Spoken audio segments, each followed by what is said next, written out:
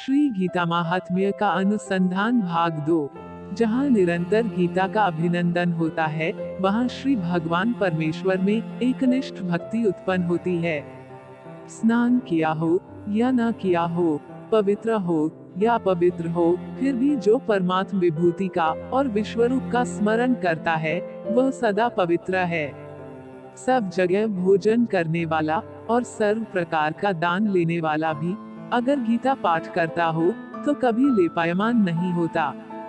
जिसका चित्त सदा गीता में ही रमण करता है, वह संपूर्ण अग्निहोत्री, सदा जप करने वाला, क्रियावान तथा पंडित है। वो दर्शन करने योग्य, धनवान, योगी, ज्ञानी, याज्ञिक, ध्यानी तथा सर्व वेद के अर्थ को जानने वाला है। जहाँ गीता की पुस्तक का नित्य पाठ होता रहता है, वहाँ पृथ्वी पर के प्रयाग आदि सर्व तीर्थ निवास करते हैं।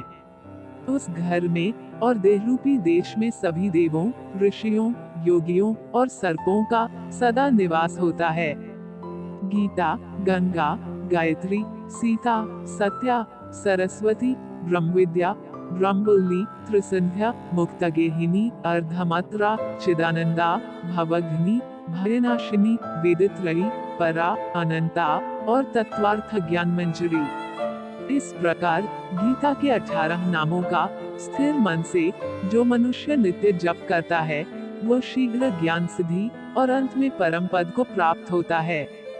मनुष्य जो कर्म करे, उसमें अगर गीता पाठ चालू रखता है, तो वह सब कर्म निर्दोषता से संपूर्ण करके उसका फल प्राप्त करता है।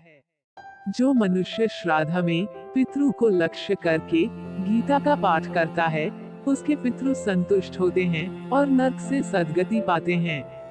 गीता पाठ से प्रसन्न बने हुए तथा श्राद्ध से तृप्त किए हुए पितृगण पुत्र को आशीर्वाद देने के लिए तत्पर होकर पितृलोक में जाते हैं। जो मनुष्य गीता को लिखकर गले में, हाथ में या मस्तक पर धारण करता है, उसके सर्व विघ्न रूप दारुण उपद्रवों का नाश होता है। भरत खंड में 4 वर्णों में मनुष्य देह प्राप्त करके भी जो अमृत स्वरूप गीता नहीं पढ़ता है या नहीं सुनता है, वो हाथ में आया हुआ अमृत छोड़कर कष्ट से विष खाता है। किंतु जो मनुष्य गीता सुनता है, पढ़ता है, तो वह इस लोक में गीता रूपी अमृत का पान करके मोक्ष प्राप्त कर सुखी होता है।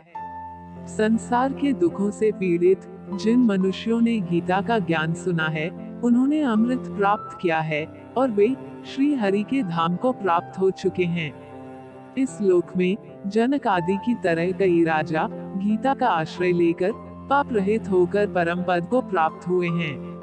गीता में उच्च और नीच मनुष्य विषयक भेद ही नहीं है, क्योंकि गीता ब्रह्म स्वरूप है, अतः उसका ज्ञान सबके लिए समान है। गीता के अर्थ को परम आदर से सुनकर जो आनंदवान नहीं होता, वो मनुष्य प्रमाद के कारण इस लोक में फल नहीं प्राप्त करता है, किंतु व्यर्थ श्रम ही प्राप्त करता है। गीता का पाठ करे, जो महात्म्य का पाठ नहीं करता है, उसके पाठ का फल व्यर्थ होता है और पाठ केवल श्रम रूप ही रह जाता है। इस महात्म्य के साथ जो गीता पाठ करता है तथा जो श्रद्धा से सुनता है, वो दुर्लभ गति को प्राप्त होता है। गीता का सनातन महात्म्य मैंने कहा है। गीता पाठ के अंत में जो इसका पाठ करता है, वो उपर्युक्त फल को प्राप्त होता है।